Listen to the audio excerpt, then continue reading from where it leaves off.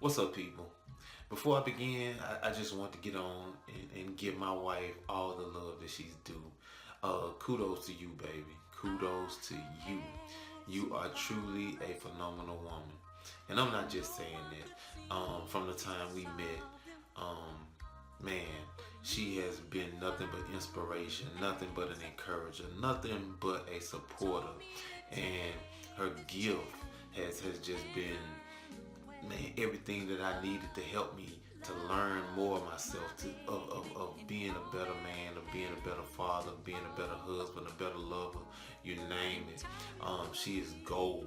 She is truly gold, and I thank you, baby, for being that gold. And so I just wanted to share this because I know when she initially did this video, there was a point in her life to where she dealt with a lot of the negative effects of what she had been through dealing with men. And so, just for the record, she's not a mad black woman, but indeed a virtuous woman. And so, baby, I love you. Continue to be a light, and continue to vibrate love in this atmosphere throughout your entire being. So there y'all have it.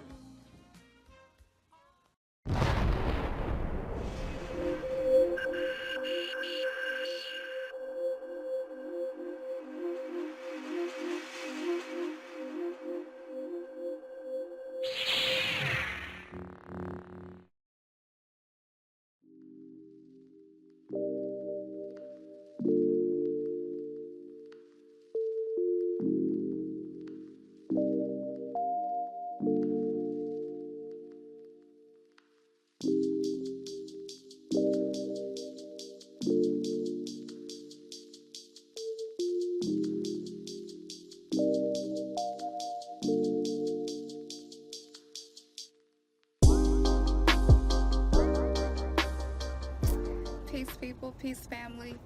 I guess I can call everybody family. I wanted to do a follow-up video for a really long time on the video from 2015 that I did called Why Black Men Hate Black Women. And this video, just when you read the comments, I'm touched by it, and I realized that black men are hurting just as much as black women. However, because of stigmas and a lot of different other manufactured things, and what I mean manufactured culture, society, behavior, belief systems, these things perpetuate self-hatred. And this self-hatred manifests itself in many different ways. But one thing that stood out to me, and this is what inspired me to go ahead and do this video today. So I want to thank you, Daryl Williams. Your comment was so short, and it probably didn't seem that you would get a video response and you would inspire me from the comment. And you're probably going to be shocked when I tell you what he said to me. But he said to me that I sounded stupid. Now, in 2015, when I did this video, I wasn't married yet. I was getting ready to get married. My husband was on his way into my life. I didn't know at the time. And so I don't feel that anything that I said sounded stupid. However, with him saying that, I was surprised by my initial reaction. And so I commented. Okay, so I had to do like another take. I'm at the laundromat and, doing my mommy stuff. And the baby that I was pregnant with in that video's in the backseat. So as I was saying, my reaction to him was, you sound like someone who has been hurt. To call someone stupid, you really don't know much about them. I'm not sure if he watched the whole video, because if he did, it would have warranted a different reaction from him. That reaction did not make me want to react in a negative manner, nor did it make me feel anything negative. It made me feel compassion. One thing that I recognize, and I want to title this video, Dear Black Man, I See Your Pain. Because the difficulty is you have been painted the villain by society. You are painted the villain by the news. You have been painted the villain by the music industry. They make sure that the people they push and put on the forefront are the guys who belittle and just treat women really bad, right? And so what happens is there's this broad generalization that black men are just horrible men to be in relationships with. Now, this doesn't mean that some of you, you know, are good men. You may have a good man down inside, but because of experiences, the key is, how did we get that way? That's what's important. How did we get to the point where we point the finger at each other and we point out the negative things about each gender, yet we do not put as much energy as pointing out the positive things? So, dear black man, I see your pain. And in that moment, the only thing I wanted to do for Daryl was acknowledge his pain.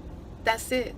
I only felt moved to acknowledge his pain. Now, he may respond after I post this and say, I'm not in pain. I really meant that. You sound stupid. And that's okay. But I recognize that the trauma of being a black man in America goes deep, and it goes back farther than slavery. And yes, slavery still has an impact on us today. There is scientific proof of something called epigenetics. And these things, we don't take these things into account in our relationships and how we deal with each other. So yes, there are a lot of women, myself included, who went through things like being raped, molested, being abandoned, not being loved, not being raised by our fathers, or maybe our fathers weren't around. Maybe we saw our fathers or father figures abusive to our mothers. Like, all of those things happened, and all of those things constructed my belief system about men. So from this point forward, for the rest of this video, I, as a black woman, as a queen that I know I am, I just want to acknowledge you and acknowledge what you go through. And honestly, I don't believe men sleeping with a lot of women. I don't think it's always out of a place of, this is a bad guy to be with. I think that there are coping mechanisms. I know that sex is a release. I know that there are soul ties, and the more people you have soul ties with, the more fragmented your soul is, and so the more detached you are from your emotions and your feelings, and you're able to just be physical, right? And you don't have to deal with the emotional side, because again, there is pain among black men in the black community, and it's never acknowledged. The only thing that's ever pointed out is what you all do wrong. So if, ladies, if you happen to be watching this, like, just try to feel this vibe with me, because there are things that as women that we do, and it's out of a place of pain. It's out of a place of trauma.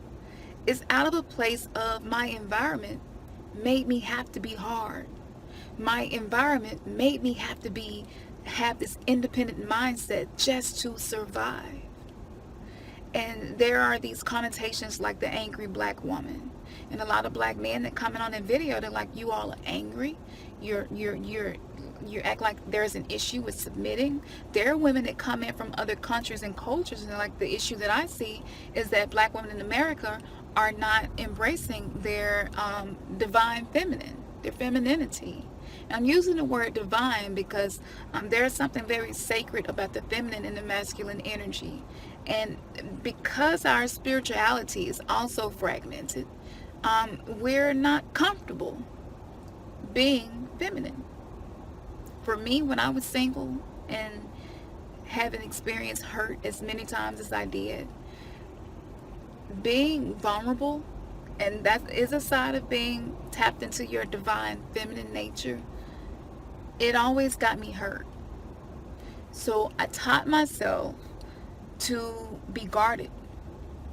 And at the time I was practicing Christianity, and so I held on to a scripture that says that you should guard your heart.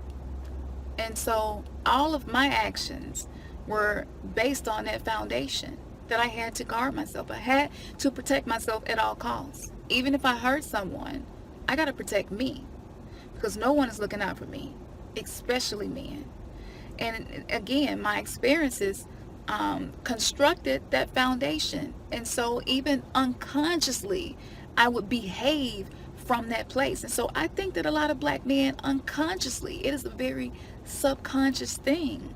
The way that they live, their lifestyle, their behavior, the way they carry themselves, I believe it's very subconscious.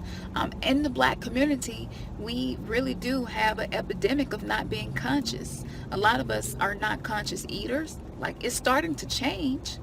um, and even the emerging conscious community, you're beginning to see a lot of issues. You're beginning to see things like Nature Boy be exposed, and this person exposed, and African Bambaataa got exposed, and who else? The list goes on and on of people we considered to have a level of consciousness, whether it was African consciousness or Egyptian or Hotep, whatever they identified with, we're seeing that.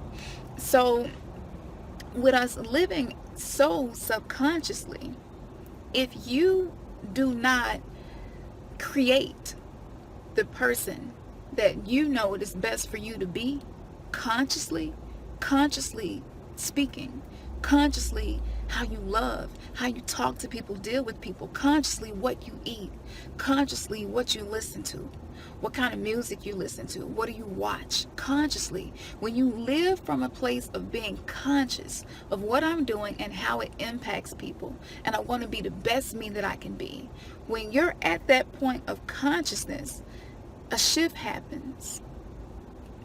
And as the shift happens, you will find yourself feeling again, being able to feel, being able to say, you know what, I slept with that girl and knew I had no intentions on being in a relationship with her, lied to her, told her I loved her, and all of a sudden you feel something and you're like, that's not right, I shouldn't have done that. And so my hope is that by doing these videos, that I'm able to just access the heart of the black man, especially black men who have been hurt by black women. And so I hear a lot of my friends and relatives and stuff say, well, there's like this huge trend now of black men getting with white women. And we've seen it before. We see black men, they deal and date with black women and maybe have children with them. And then when they reach a certain level of success, they marry a white woman. We've seen this over and over and over again from Michael, which one is that? It's so many. It is too many to name. It happens so often. And as a black woman, we kind of feel like another one bites the dust. Oh man, we just lost another potential good partner, right? To another race. Now, I know some of you will say, oh, here you go with the race thing. But that's important, because the race thing is what got us here. And so we have to address the things that led to where we are. I see your pain. I see that. When I see you get shot on the news and you're unarmed, when I have to look at your mug shots as if black men are the only ones that commit crimes, right? How often do you see a Native American mug shot or a Native American being shot and he's unarmed? Is it because Native Americans don't commit crimes? Is their morality system just so high that they don't make mistakes? How often do you see a Chinese man mugshot or an unarmed Chinese man shot? What population of the prison system is made up of Native Americans or Chinese? And I'm just using two races as a point of how important race is in the why black men hate black women, why black women hate black men, why we can't tolerate each other, to the point there we're stepping outside of our race and even stepping outside of what a lot of us were taught to be the norm, as far as our sexual preferences.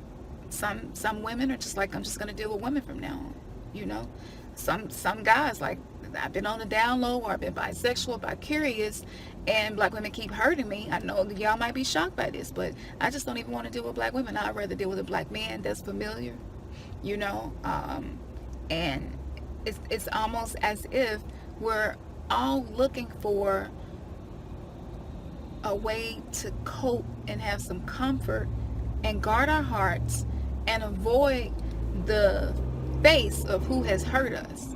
So for some black men, now I'm going to shift from race being another issue, right, to how they're raised. A lot of black men, their mothers were scorned. Their mothers had been abandoned, divorced, left, mistreated, cheated on. And so they grew up watching a hurt mother become an angry mother, be a mother that worked several jobs to provide because there's no father in the home. And so for some black men, these things created compassion for the black woman. And they grew up just determined to be with a black woman and support her because I saw everything that my mom did and sacrificed for me. But there are other men where it impacts them a different way, where they're like, you know what? I don't even want to deal with black women because most of the black women in my family are angry, scorned, overworked. They in the independent mindset. They're not submissive. They don't have healthy relationships with men. I've never seen one growing up. And so subconsciously, they avoid black women.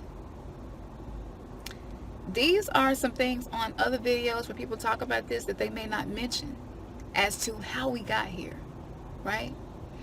I can remember, I want to say this was during like the Baltimore riots. That's what the media said. And I think there was a black mom and her teenage son was participating in, protesting. And if I'm not mistaken, on the news, and she was whooping him publicly and just saying the most terrible, demeaning things to him. And I just remember being like, that's emasculation.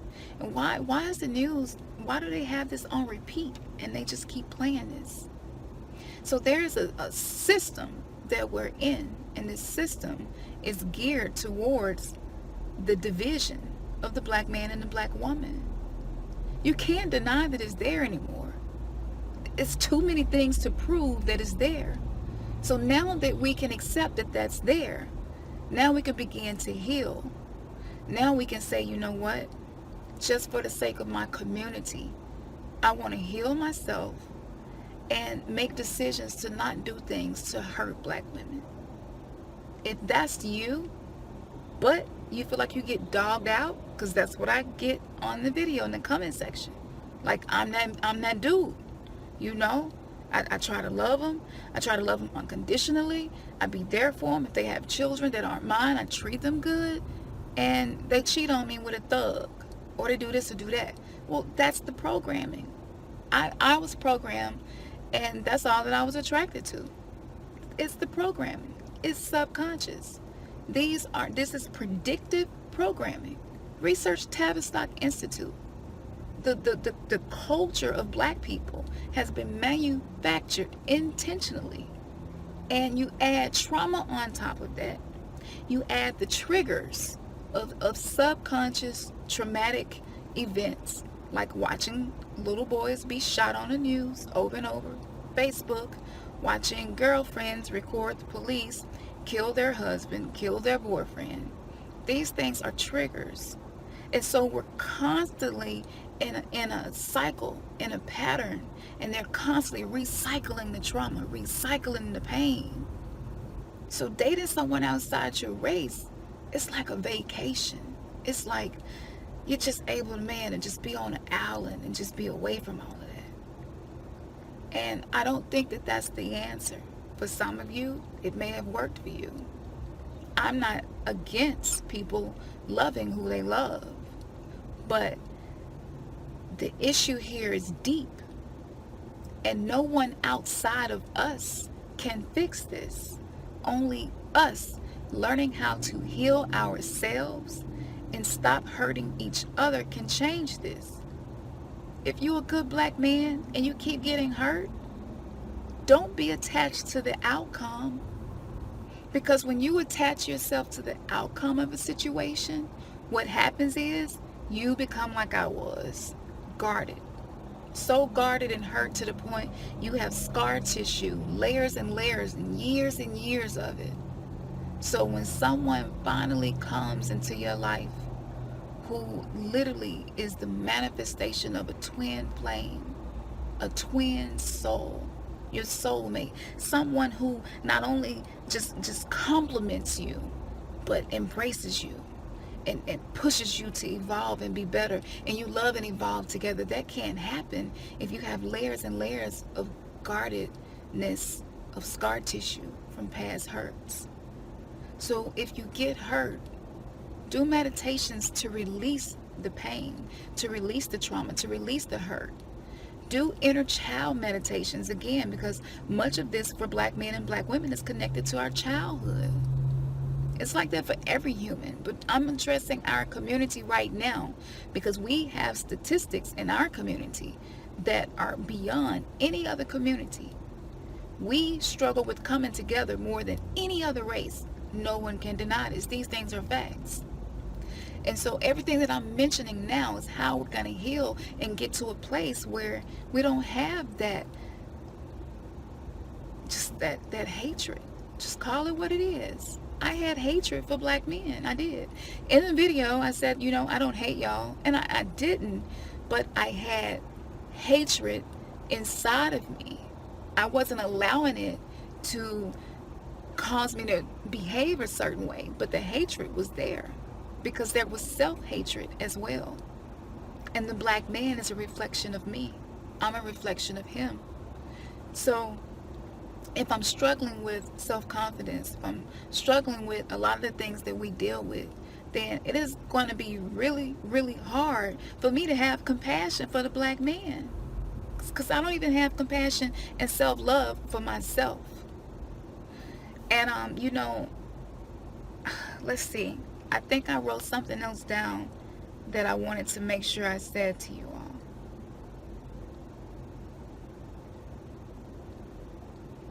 all. Okay, this was one other thing.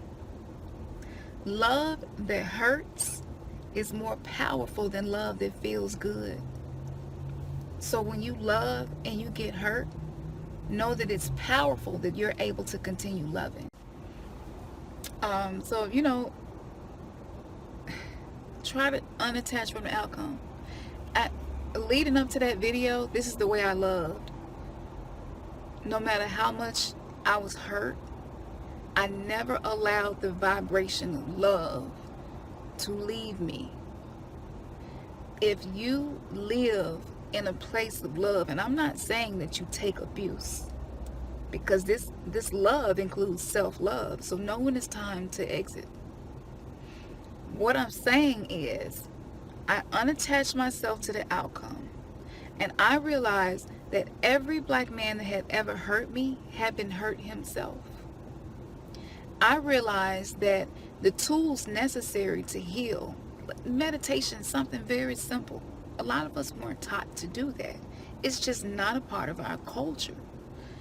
The main tool in our culture to fix anything is Jesus. And a lot of us see the issue with that the more we research and study and read books on top of books on top of books and go back thousands and thousands of years and go to the lexicon and translate languages. And you all can see this journey on my channel. I went from believing in Jesus to believing in the Christ consciousness, which is what the Bible was talking about. It's a metaphysical book that's speaking of a spiritual transformation that happens within us. That's a whole other story, and it does connect to this. But I was able to finally not just feel the negative effects, but feel compassion. And that allowed me to free myself. My heart was free to love unlimited. Myself unlimited, and love others unlimited. And black men, I believe that, especially those of you who say, look, I'm a good guy, but I always get hurt, or they always choose the bad guy over me. It's not personal. It is predictive programming. It is trauma experience from our husbands being taken away from us in slavery, us having to raise children alone, be raped by a slave master, and then those children have children, So that trauma is firsthand. Then those children have children that trauma is secondhand, and the trauma passes down. And research post-traumatic slave syndrome is a very real thing. Very intelligent woman has done lectures about this. I can't call her name right now. I want to say Judy, but just look her up. So yeah, my husband, we're at the laundromat. He's washing clothes, and the baby wasn't feeling good, so I'm sitting in the car with her, and she's taking a nap, and everything I used to have to do alone, he's doing it, and he don't complain. I'm so blessed. I'm so thankful. And I believe that's what qualifies me to do this video. Because releasing all of that hurt and that pain and dealing with that and doing the soul work and really getting in there, because using the Jesus thing, that kept me from having to be retrospective. It kept me from having to be introspective. It kept me in my current condition, because I could just pass this over to him, just give my cares over to him. And so when I actually started doing the soul work and did the video and was transparent about it and began having compassion for those who had hurt me, he came into my life. So it's a perfect example of what I'm saying. Don't be attached to the outcome. Know that predictive programming got us here. Know that trauma, it passed down generations. Whether you speak Bible or you speak just real street or Quran, whatever you come from, it don't matter what modality of philosophy you live by. Trauma passes down generation to generation until it is dealt with, until it is cleared. And then you're able to raise your children and teach them tools that you yourself use to transform yourself. And then the trauma becomes something beautiful. The trauma becomes transformation. The transformation opens you up to what is my purpose here? Why am I here? Like, the whole world opens up to you. So this is not just about relationships, genders, sex, behavior. This is about the soul being set free, being pulled together, no longer fragmented by hurt and pain and trauma, anger, resentment, unforgiveness, right? And you're able to be the highest self, your best self that you can be. That's what this is about. So I had to, in doing the soul work, in doing the self-love journey, in doing the journey of having compassion for those who had hurt me and those who would hurt me in the future, right? Because you got to pay it forward. Have the compassion before it even happens. Don't be attached to the outcome. Love unlimited. The love will protect you. Me learning those things and doing that allowed me to be in a vibration to where someone who was a vibrational match, it was just magnetism. It didn't take any effort at all. No effort. I bullshit you not. No effort. It was almost scary. It was so natural. We were so natural together. And I knew without a shadow of a doubt that releasing these things and dealing with it and transforming the person that I was is what allowed that to happen. So the energy of a woman, right, is magnetic, but the energy of a man is like electric. And you take those two and put them together. You know, the electric magnetic field of Earth, right? The Earth has a resonance, a Schumann resonance. That's the frequency, right? Everything is a frequency. My words right now to you, the sound, it is a frequency, and it creates something. It is a vibration.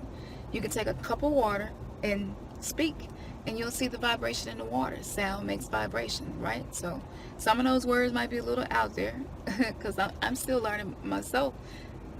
It's crazy how science and spirituality go hand in hand, and they're the answers to a lot of our problems. But again, we just didn't grow up with the tools. We didn't grow up with the understanding. We did not grow up with the knowledge to handle these things. And, I just want to let you know that I see you. I see your pain, and you can absolutely change the world by changing yourself. A man who conquers himself is more powerful than a man who conquers a whole city. Because conquering self is the most difficult thing to do sometimes, because we are our own worst enemies. So if you are dealing with feeling emasculated, because the church emasculates men, it does. It caters to the needs of the woman, and it emasculates men. And I'm not going to get into explaining why. If that resonates with you, or if you're like, and you want to do some research and see if that's true, you do that. I just want to throw that out there. That is another issue, right? That's why we see so many single women in church. That's why we see people like Tyler Perry do these movies about these women who are very active in church, but they have all of these relationship issues. They have all of these issues with men. And then you often see in Tyler Perry movie, there's always a man who's the villain, who's doing something so horrible to the black woman. And we really don't need to keep saying that. We know that that's a reality. We know we deal with that. But if you think about movies that other races do, you don't see it as much. You don't see a whole lot of movies come out about white women getting mistreated by white men. You don't. You just don't. And so these things do make other races feel safe, feel healthy, and more balanced. And abandoning your roots is not the solution. It may feel good. It may avoid some drama. But if you're the kind of person that you want to rise to the occasion, you want to be the kind of person who takes the bad things in your life and turn them into good things, if you're that kind of person, you don't run. You don't abandon your roots. You work on the roots. You heal the roots. You pull up the weeds. And just one by one, you deal with it until that ground is fertile, until you're able to procure a healthy relationship. It is doable. It is not impossible. It is not impossible. There was a time I thought it was impossible. When I did that video, I said I would probably never have a healthy relationship with a black man, and I meant it. I meant it. I did not see it as being possible. But when I started doing the soul work on myself, the possibilities were endless as to the kind of relationship that I could have, because I knew the kind of woman I was. I was not the perfect woman. I've cheated. I've made mistakes. I've lied. I'm no better than anybody else. But the woman you see in front of you right now, you wouldn't even believe who I used to be. So if you're feeling like you want to give up on black women, look at me and say, you know what? This young lady video I watched, transformation can happen. And from this point forward, I want to be the kind of man that I leave an imprint on women, a good imprint. I don't leave women with broken hearts everywhere. That woman leaves my presence feeling inspired, feeling like she can let her guard down. And this doesn't mean you're trying to make every woman fall in love with you. Just become the kind of person that you are just unattached to the outcome of the situation. I'm just me. I'm me regardless of what you do. I live out of love regardless of what you do. Even if you hurt me, love, that's the attitude that I live by. Love is my vibration. So I may not allow you to hurt me again, but even in doing that, that's love, because I'm loving myself, and I'm showing love to you by not allowing you to do things to me that will bring a negative karma to you. So I'm kind of protecting you from yourself by removing myself from the equation as a good black man, so that I'm not hurt and you don't have to reap because you hurt me. So I'll just exit. I'll humbly bow. You leave an imprint on that woman. And that woman, one day at a time, may begin to change. And this, I want to go deeper, because there's a very spiritual reason behind a lot of this. When we were brought over here as slaves, it was something special that they saw among villages, among the black man in the village, his wives or wife, and his children. It was something special about that. And when they began forcing us to separate, when they began forcing our men to be bucks, young bucks, and move from plantation to plantation, and their only purpose was to have sex, leave a seed, and dip, that is now programmed in epigenetics, generationally programmed. Some black men, you can be a good black man and still do stuff that you shouldn't do. But you need to know why you do what you do. And if you can't think of anything in your lifetime, it could very well be the impact of your ancestors being forced to live like this. There takes, in monarch mind control, that's a real program by the government. And they teach you how to compartmentalize, and you have all these different sides of you and personalities, and neither knows the other is there. So you definitely, your soul is fragmented. You don't know who you are. How can you do anything that's going to be healthy without having a actual accurate identification of who you are? It's impossible. That's what's impossible. So I do believe that some black men have just been genetically programmed to have sex with women, have children, and want nothing else to do with them. And I know some of you, especially women who watching, were like, that's a stretch. Come on now. But again, if you haven't studied post-traumatic slave syndrome, do that before you judge what I'm saying. Do your research. And after doing your research, if it still doesn't resonate, that's okay too. I'm 100% confident in what I'm saying to you. So again, this is spiritual. What happened, the breakup of the black family was spiritual, right? So now I can go deeper. Now that I've said those things, I've given you some reasons we're here.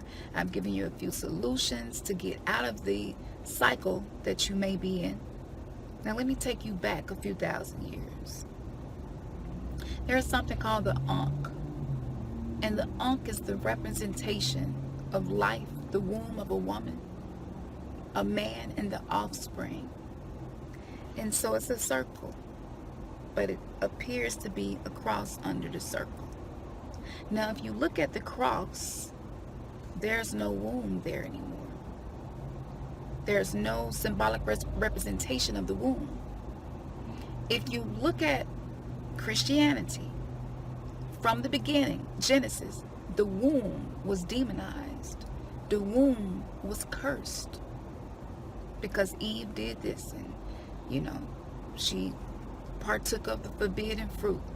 Oh man, Eve she messed up everything. But Adam messed up too, because he should have been with her at the time, whatever it may be. That's spiritual manipulation. Because subconsciously, what that taught me was that my womb is cursed. Because I am a descendant of a woman who did an accursed thing that led us to the present situation that we're in. So that caused self-hatred to my womb subconsciously. I had no clue that the religion I was practicing was impacting the way I saw myself. I could go so deep into that, and I have so many writings and notes and stuff to expound on that in great detail. And I'll get to that at some point. It's just so much, and I don't want y'all to have to watch 2-hour-long videos every time I come before you on these topics. But I know that it's time for me to start speaking on this so we can heal. So the Ankh is a representation of that.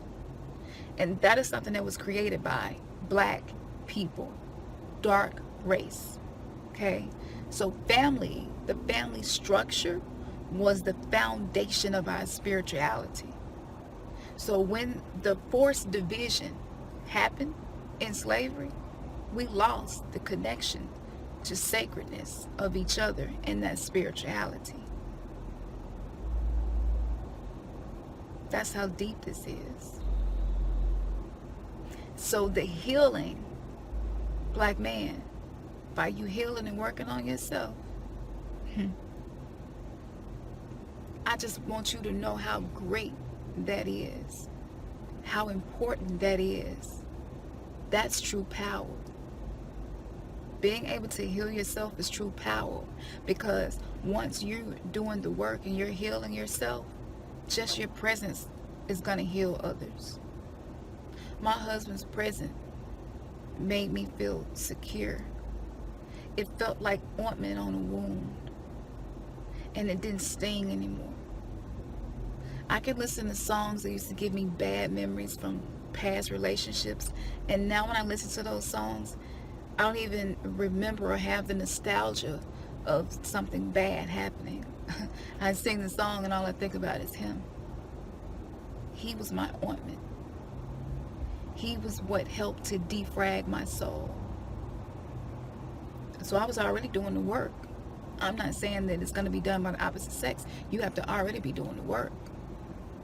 But someone who is a vibrational match, and by you acknowledging that this is a spiritual thing, this is going to allow the healing to take place on a level that's going to impact you and many other people, and it's going to be a butterfly effect. It's going to be a domino effect.